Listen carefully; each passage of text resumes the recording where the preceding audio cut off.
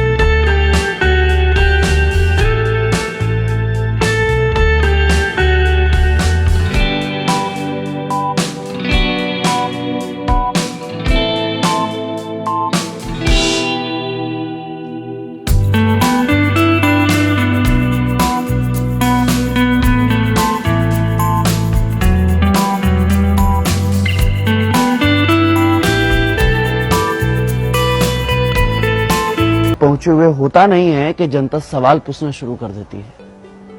कब जाना है, कब की ट्रेन है भाई, कब जा रहे हो? इतना सवाल तो साला खुद से हमने कभी पूछा ही नहीं जितना बगल वाले पूछते हैं। एक तो कम उम्र में ही आ जाते हैं डिफेंस लाइन में और कट जाते हैं सोशल लाइफ से। कभी किसी के शादी में नहीं जा पाते, कभी किसी के फंक्शन में नहीं जा पाते। शिकायतें सबको रहती हैं कि हम नहीं आते हैं, पर क्या करें, अपनी जिंदगी को बस एडजस्ट कर लेते हैं। अपने पर्सनल लाइफ को सोशल लाइफ से कनेक्ट ही नहीं कर पाते, क्योंकि फौजियों का कोई सोशल लाइफ ही नहीं होता। अरे कंफर्म टिकट की तो दूर की बात है, साला 3 महीने पहले छुट्टी तो कंफर्म है। और हाँ, यह सब हम कुछ बोल भी नहीं सकते, क्योंकि फौजियों के लिए छुट्टी एक प्रिविलेज है, मौलिक अधिकार नहीं।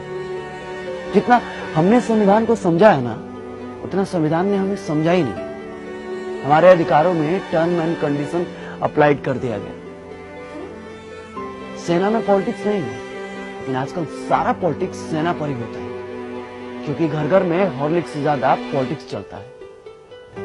अब क्या फर्क पड़ता है भाई साहब को कि बगल में 4 घंटे से कौन खड़ा है? जब कंफर्म सीट नहीं मिलता ना साहब, तो बाथरूम के बगल में कहीं भी सो जाते हैं। कहीं भी मतलब कहीं भी। ऐसा तो हमने कई बार अपने कंफर्म सीट पे लोगों को जगह दी है, अपने साइड लोअर को मिडिल अपर पे एक्सचेंज भी किया। कई बार तो हम खड़े भी हो जाते हैं, मगर दिमाग नहीं लगाते, जज्बात को समझते हैं।